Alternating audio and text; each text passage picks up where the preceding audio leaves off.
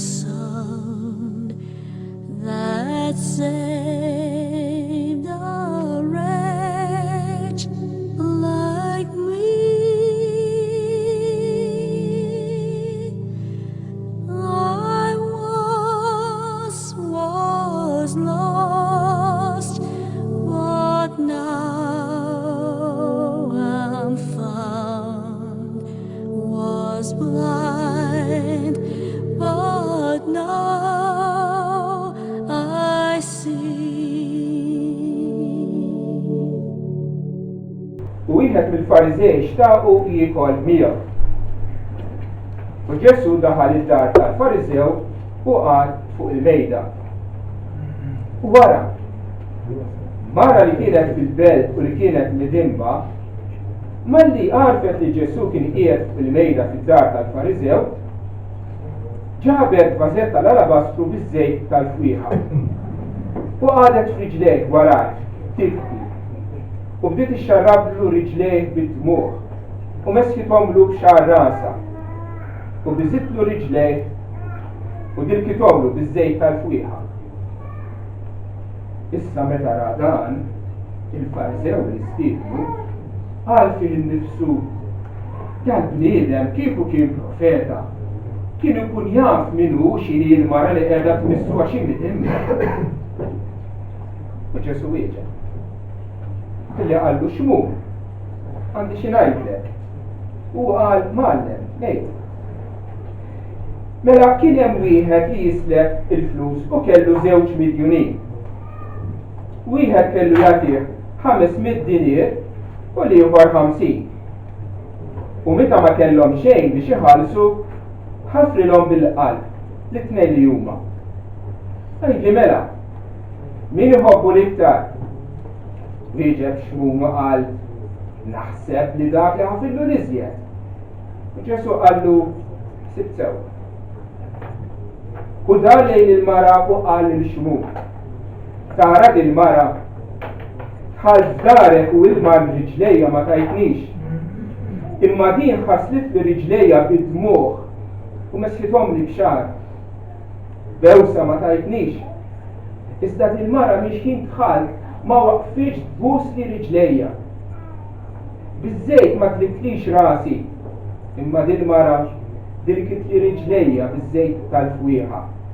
Għalhekk ngħidlek, dnubieta li huma ħafna huma maħfura għax ħabbet ħafna. Iżda lil min inħafillu ftit dan ftit iħobb. U qalilha dnubietek maħfura. U dak li kienu fuq il-mejda li bdew jgħidu fihom infushom, minu dan li jaħfer id-dnubiet ukoll. U qal il-mara il-fidi tiegħek salvatek. Mu fiskien. Mela lil Ġesu mhux kulħadd laqgħu. U b'mod partikolari ma laqgħux l-aktar nies reliġjużi ta' żmienu. U ironikament l-aktar nies li kienu jafu l-Iskrittura.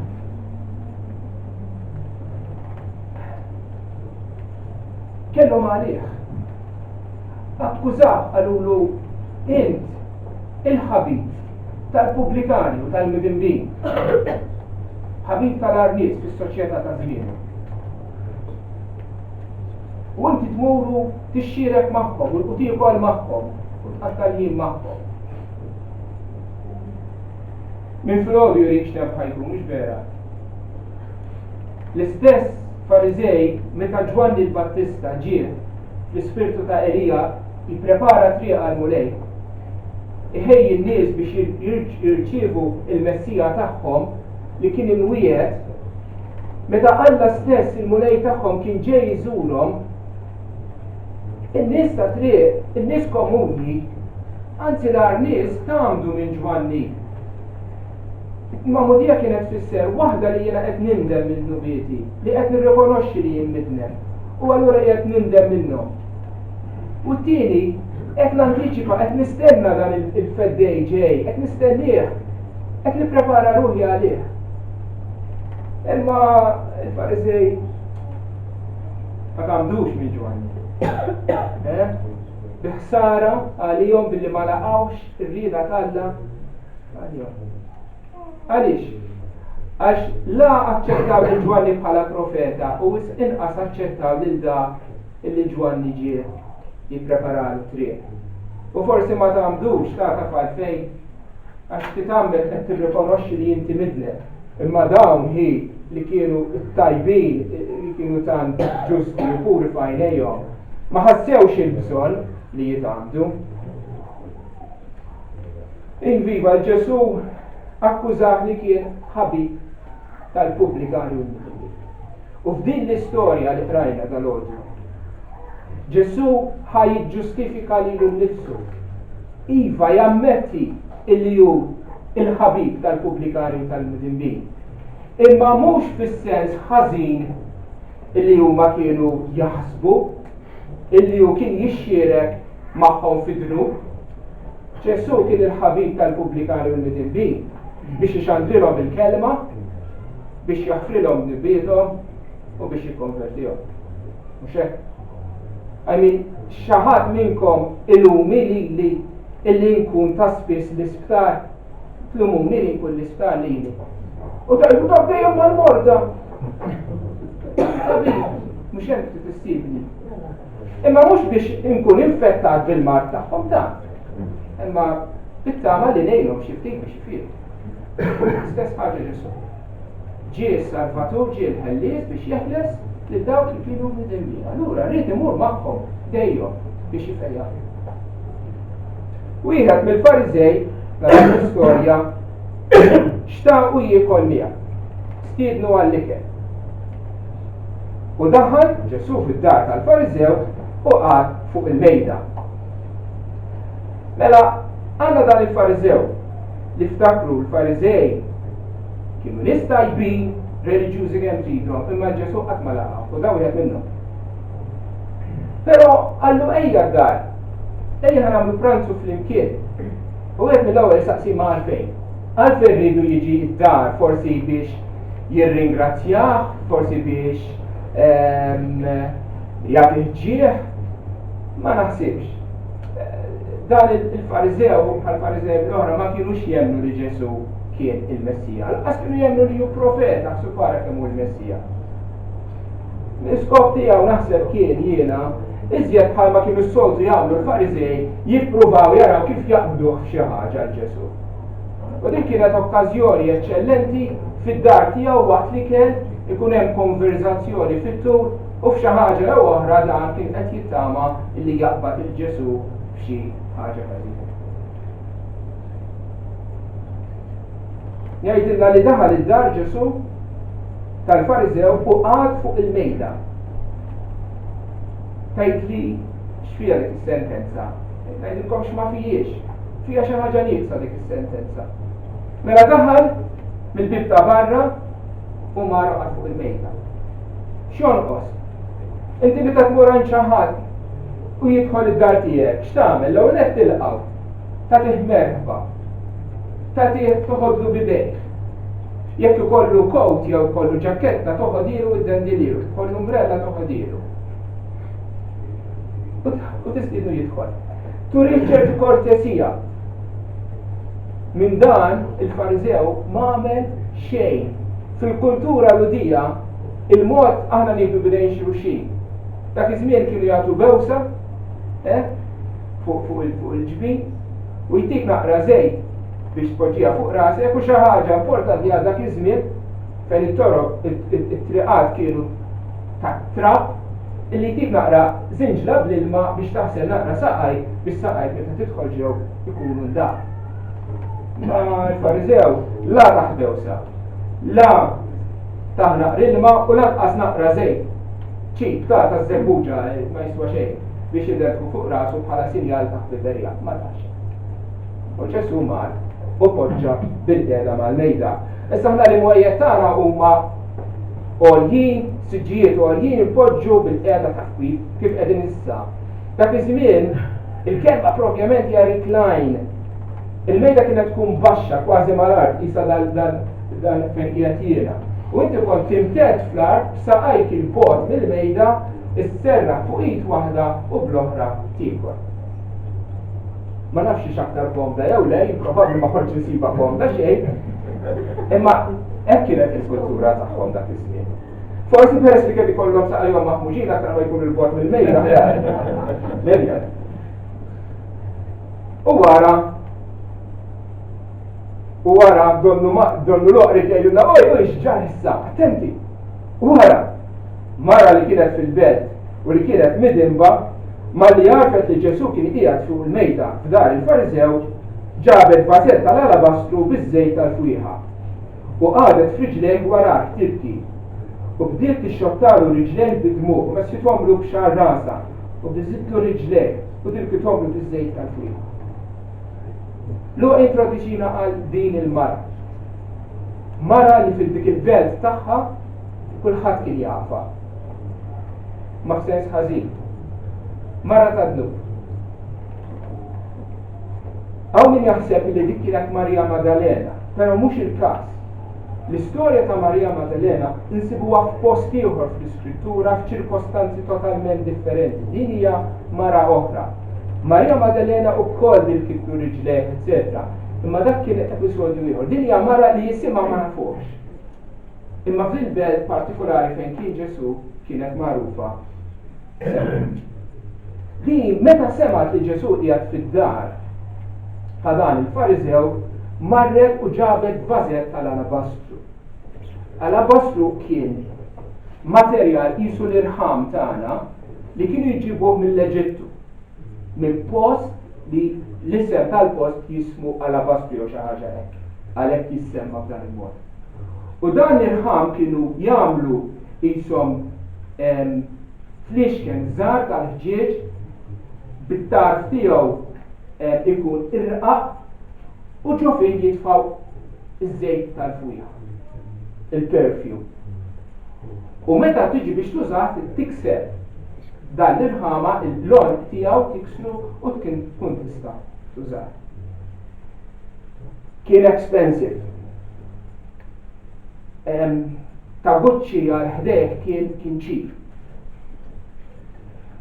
Probabbli kien jiswa madwar 1000 euro, jekk mhux iktar, dan il-naqra ta' vażett tal-alabastru. U nafu għaliex fil-każ ta' Marija Maddalena Mark jgħidilna kemm kien jiswa. Madwar 1000 euro. U din ġabitu x'kellha skop f'moħħha.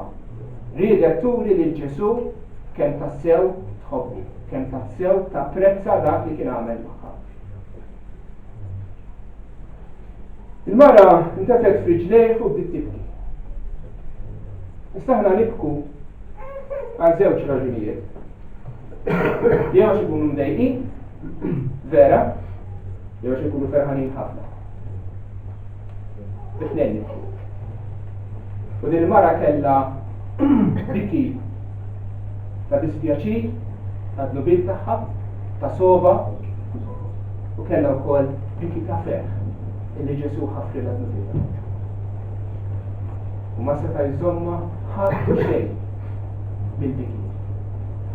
Id-dmuħ minn għajnejha bida nieżel qisu gelgul ta' dmuħ. Tant illi id-dmuħ tagħha xarbet riġlejn saqajn Ġesu li kif tafu kienu kollha trab għax ieħor ma kienx taf naqra ilma b'żinġra biex jaħseb. Xarbithom bil-dmuħ. Ixfithom b'xar. Busu, mhux waħda tnejn, imma tibqa' tbusu, l-kelma fil-Grieg hija tindikalek li xi ħaġa li baqgħet tagħmilha, tbusu. U qabda dan il-fixkun tal-alabastru fetħitu, qasmitu u xerkithom fuq saqaj biex imlietu bil-fwieħa u mliet id-dar kollha bil-fwieħa. Ma stħarġ din il-mara tagħmel dawn l-affarijiet kollha fil-pubbliku jien Ġesu. Mhix xi ħaġa stramba dak iż-żmien illi kien ikollok ikla pranzu, ikollok il-mistiednin, u jekk dak il-persuna importanti r-rabbi li kien mistieden, nies oħra setgħu jidħlu u joqogħdu fil-ġenn u jisemgħu l-konverzazzjoni x'qed jgħid dan. Ġifieri li daħlet fid-dar ta' dan il-Fariżew ma hemm xejn straordinarju. Ma nista' nimmaġina jiena, ma li daħlet din il-prostituta f'dik id-dar kif in-nies kollha bdew sejrin. Ma din ma takkas il-ħadd. Marret intefat f'riġlejn Ġesu. Xturih kemm verament tapprezza u tħobbu għal dak li kien għamel.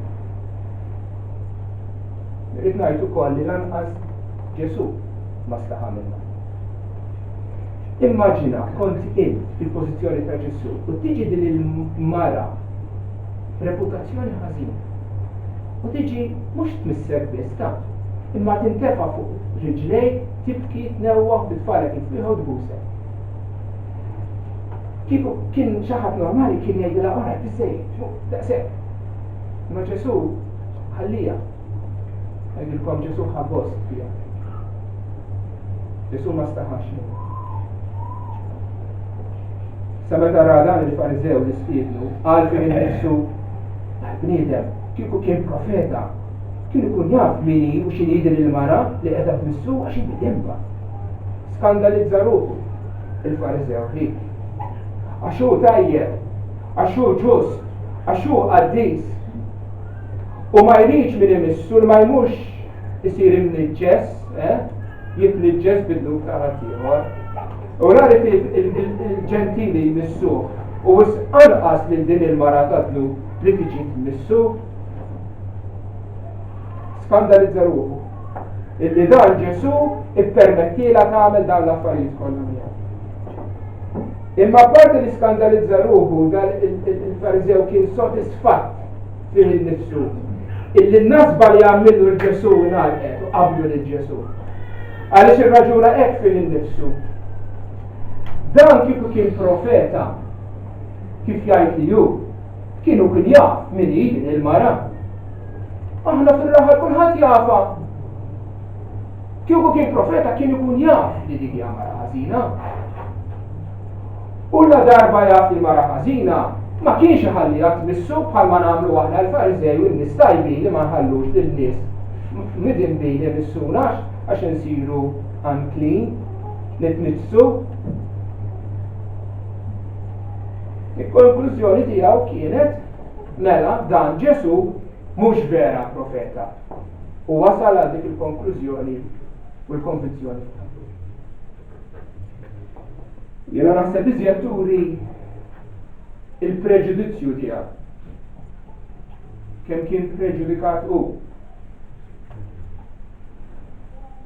Ma setax forsi jaħseb u jgħid imma din il-mara xi ġrala, għaliex qed tagħmel hekk, għaliex dal-diki, għaliex qed iġiblu l-fija, jista' jkun ġara xi ħaġa f'ħajjitha, jista' jkun Ġesu għamilha xi ħaġa, le għalfejn tirraġuna hekk. Inti diġà għandek f'moħħok xi trid, il-konklużjoni diġà qiegħda hemmhekk qabel ma tibda, dan mhux profeta, allura tara kif tagħmel. Tinsa l-fatti kollha, tinsa dak li qed tara u tikkonkludi li Ġesu mhux profeta, għax kieku verament profeta kien jarafa u ma kienx iħallija tagħmel hekk.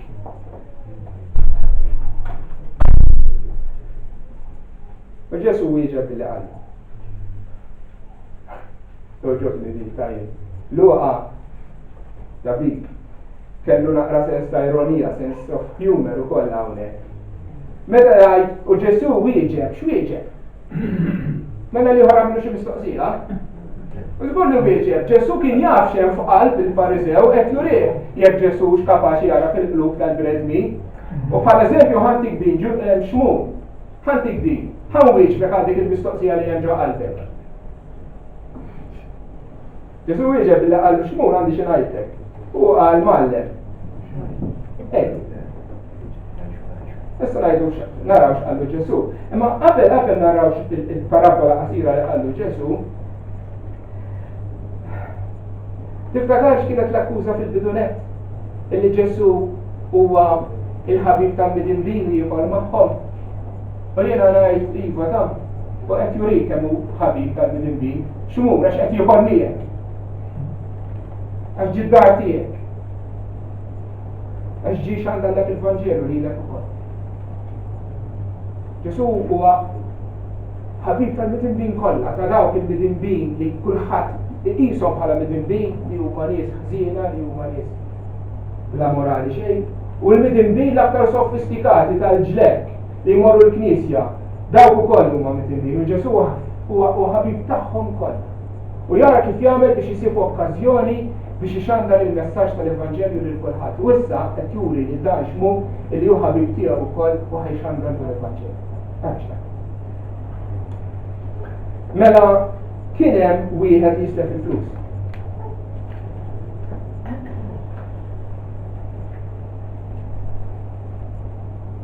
Li kellu żewġ midjunin, żewġ tirġiel kellhom dejn ma' dan ir-raġel. Wieħed kellu jagħtih 500 dinir u l-ieħor 50. U meta ma kellhom xejn biex iħallsu ħafrilhom bil-qalb it-tnejn. Qalb li mela minnu ħobbu l-aktar, wieġeb x'munu qal naħseb dak li ħafrillu l-iżjed. U Ġesu qallu iva sibsa. 500 dinir u l-ieħor 50. Wieħed kellu jagħti lil 10 darbiet iktar. Tajdi kemm jiġu dawn fil-flus tal-lum. Żommu f'moħħna li d-dinier kien il-ħlas ta' ġurnata xogħol bejn wieħed ieħor. Mela 50 dinier bejn wieħed ieħor jiġi il-ħlas ta' xahrejn paga.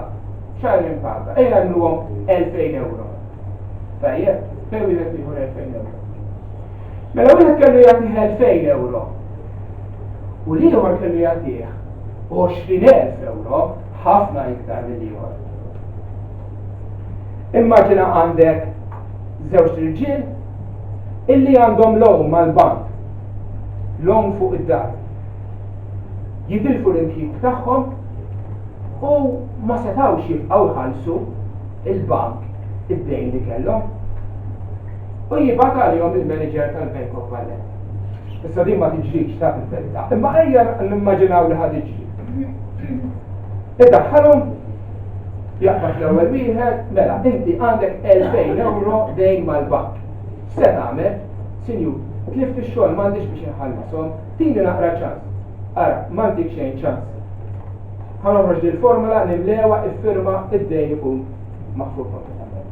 Vera, jiffirma, joħodlu bideh u joħroġ mill-bank bid-dissima, le? 2000 euro li somdi jiġi liħor, 20,000. Sana għamlu sieħbi, tlift ix-xogħol, ma nistax inħallsek għalissa. Tibża xejn. Ħalli fidejja, ħanimla dil-formula, iffirma hawnhekk u dak l-20,000 euro dejn jien ħanaħfirhomlok. U ejja, iva ħanaħfirhomlok, iffirma hawnhekk u jekk li huwa ħareġ bid-dissima fuq bombu, dak tara qed jażaq il-manager tal-bank il-boksu 20,000 euro. U meta joħroġ minn hemm joħroġ jisper jikanta. Min iħobbu l-iktar? Ovvjaw. Iħobbu l-iktar dak li ħafidlu l-iktar. U dar lejn il-mara u qal x'mu. Issa wasal il-ħin li napplikaw din għal ħajja tiegħek x'mu. Tara dil-mara tħadd żarek u ilma għal riġlejja ma tajtnix. Imma din ħaslet riġlejja bidmuh u messithom li b'xar. Bewsa ma tajtnix. Iżda din il-mara mhix kien tħadd ma waqfix tbus li riġlejja.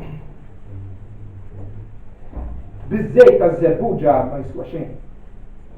Ma tlitlix rasi. Imma dil-mara dil-kif li riġlejja biż-żejt tal-fwieħa. Għalhekk ngħidlek, dnubiet għal huma ħafna, huma maħfura, għax ħabbet ħafna. Iżda lil min ħafillu ftit, dan ftit. X'mu?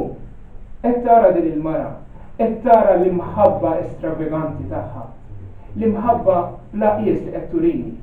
Taf għalfejn. Għax dik hija mara li jien ħfirtilha dnubietha. Nubieta li huma ħafna, huma maħfura, għax ħabbet ħafna, m'intix tara. Kif ma tasalx dik il-konklużjoni? X'mu, int ħsibt li jien ma nafx min jrid il-mara, jien nafa, għax jinħfirtew. Huwa int li ma tafix. X'qed tassumi li dik hija l-mara antika prostituta ta' qabel, dik hija llum mara mitlula. Inti stkerraħta, inti ma tridix tmissek, li ma tmux nissek, le? Ma jiena Jiena ħallejta tiġi għandu tnisni. Għaliex l-attitudni ta' Alla lejn il-midinbin hija appuntu din. Qalb maqsuma u sobiena u Alla. Int ma twarrabiex. X'hekk jgħid fis-salmi. Dik hija l-qalb tal-Alla lejn il-midneb li jindem jiġi lejn. U Ġesu qed juri dik l-istess attitudni. L-attitudni ta' Alla lejn il-midneb li jindem qalb sobiena u nidma jien ma twarrabiex.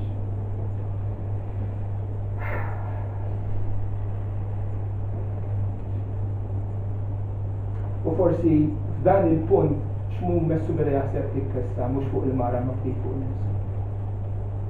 Għax Ġesu qal iħabbet ħafna għax inħaffrula ħafna d-dubiet. Min ħafillu ftit iħobb.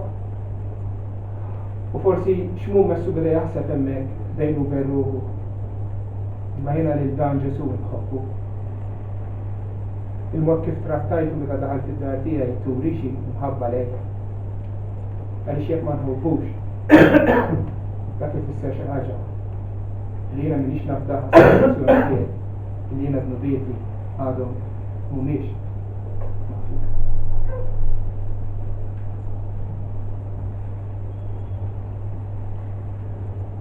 Għalila issa daqshekk fuq x'mhu, issa jdur fuq il-mar. Tistgħu timmaġinaw kif kienet issa meta tirrealizza n-nies kollha qegħdin iħarsu lejha wara x-xena li għamlet hemmhekk. Tista' timmaġina l-biża' li jaħdimha. Ma Ġesu jassigura li jgħidilha mara nubietek huma maħbub. Serraħ moħħok. U dak li jkunu fuq il-mejda miegħu dew jgħidu fihom infushom minu dan li jaħfer id-nubiet ukoll. U għalli l-mara l-fidi tiegħek salvatek u l-bismillah. Dik kienet il-gergira tagħhom bejniethom. Minu dan li jaħfer id-nubiet. Huwa dak li l-ewwel nett jara fil-qlub tal-bnedmin kif wera li kapaċi jara fil-qlub tax-xmud. Huwa dak li kontra tiegħu u kontra l-liġi tiegħu aħna d-dibla. Huwa dak li jieħu fuqu id-dejn tagħna u jħallas għaliku stess bħalma kien qal fit-Testament il-Qadim jien iva jien li nħassar ħtijietek minħabba fija u ma niftakarx nubietek. Jien hu dak Alla illi meta naħfer pretendi u nistenna u nirċievi ir-ringrazzjament, il-qima minn għandawk li jien naħfer fil-nubietek. Kif għamil fil-presenza tagħhom. Ġesu għal li ġie fid-dinja appuntu xi huwa ħabib tal-midinbin. U meta jkun hemm qalb sobiena u niedma Alla ma jiskerraħiex, ma jirċevija u jaħfirha. U aħna qegħdin hawn illum bħal dik il-mara aħna fdajna fi Kristu. Aħna wkoll irċivejna l-maħfra.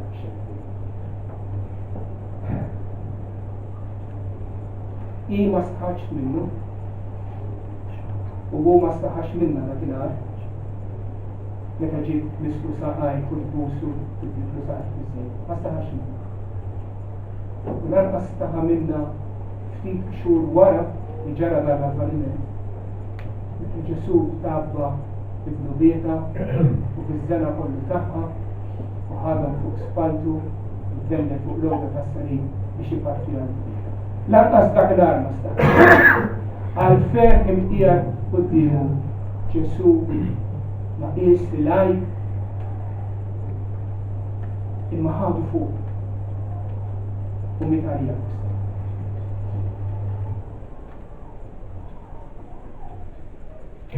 Meta kien qiegħed imdender fuq is-salib fost it-tlubiet kollha, inkluż tiegħek. Kien hemm ukoll it-tlubiet taż-żena ta' din il-mara li Ġesu ħadhom bħalli kieku tiegħu biex il-kastig jieħduhu minflok ma jieħduh.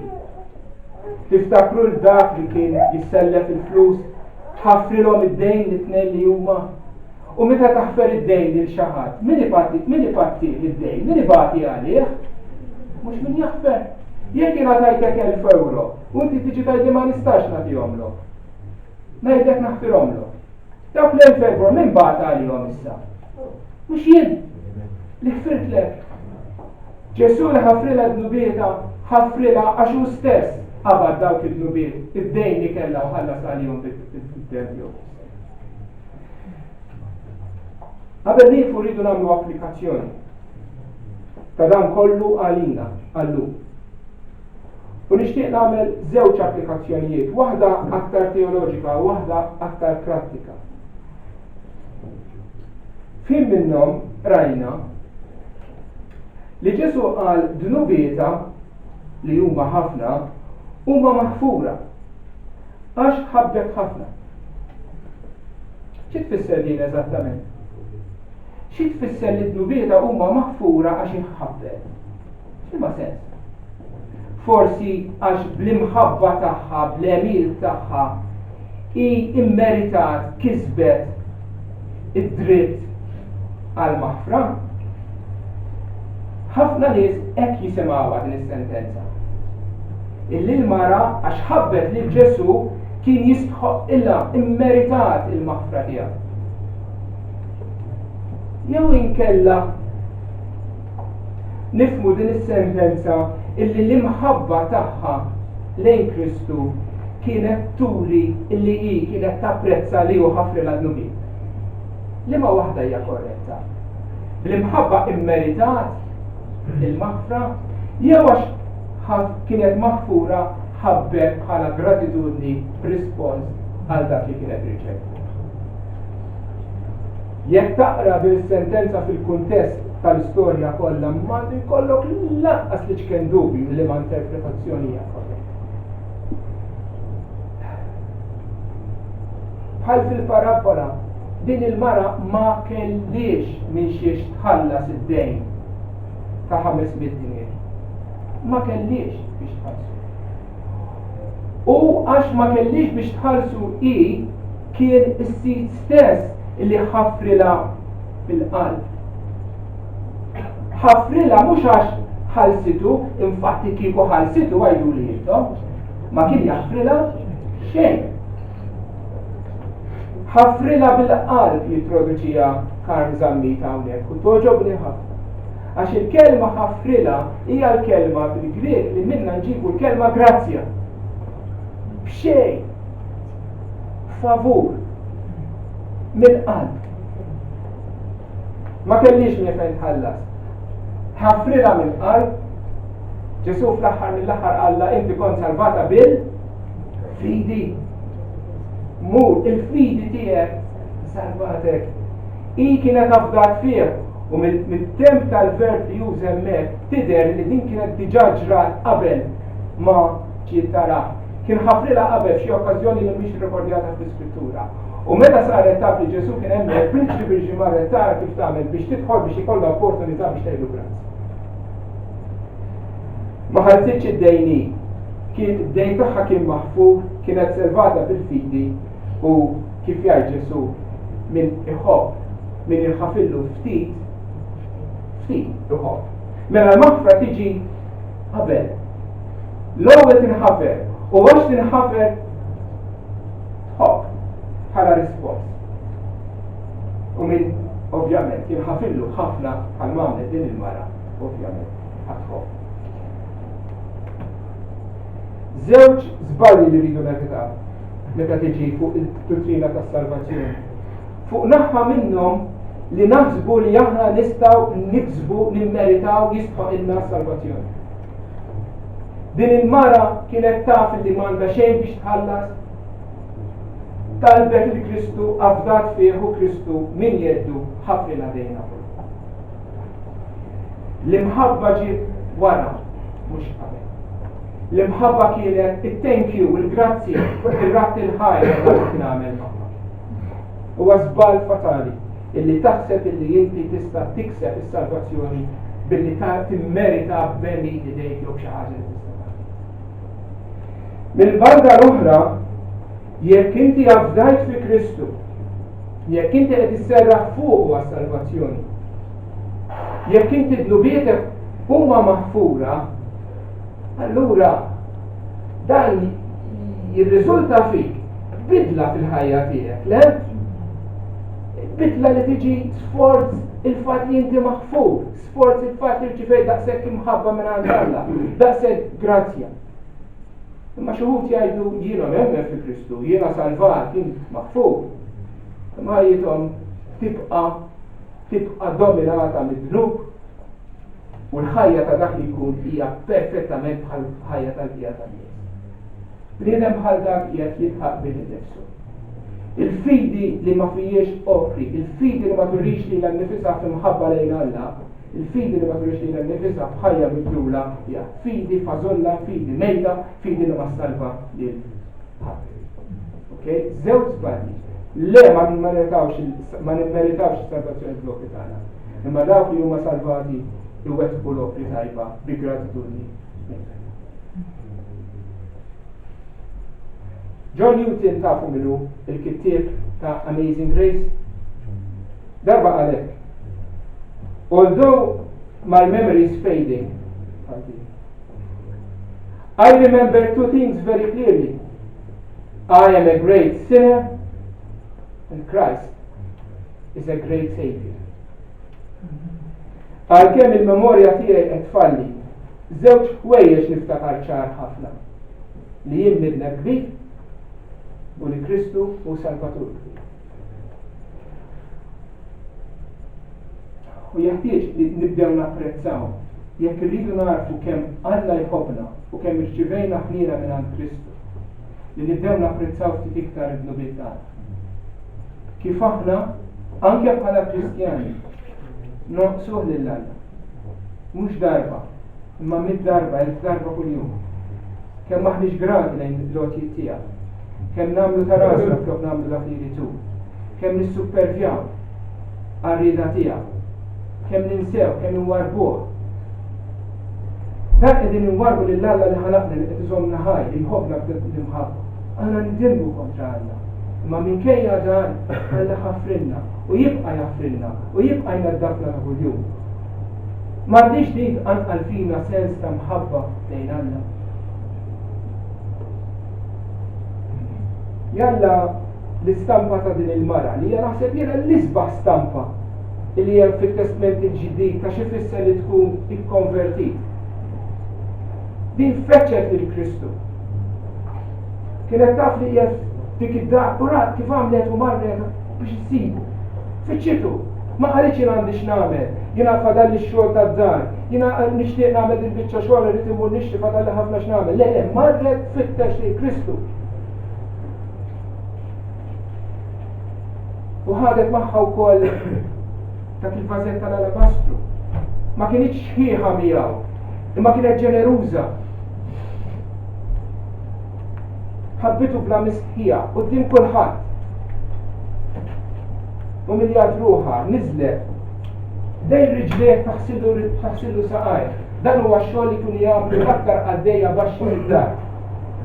Li tinżel f'riġlejn xi ħadd u taħsillu riġlejn.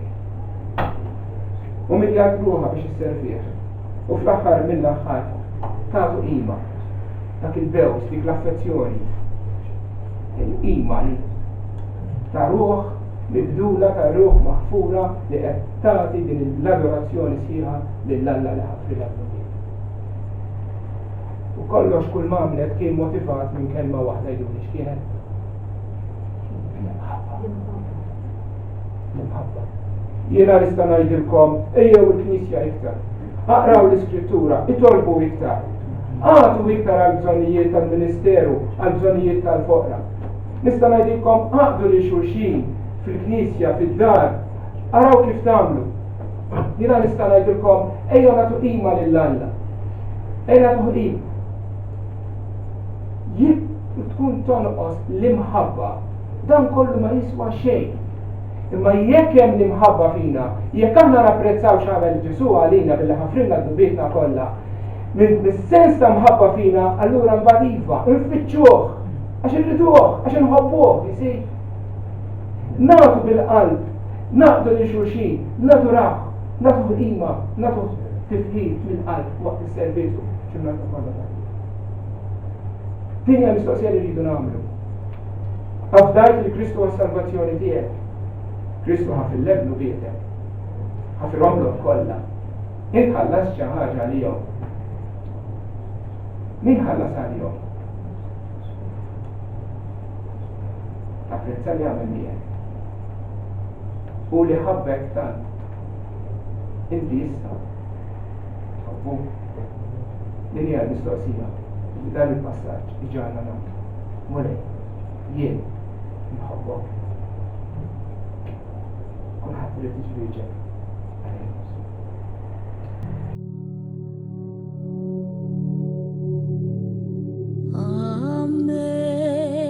Amazing grace, how sweet the sound that saved a wretch like me. I once was lost, but now I'm found. Was blind, but now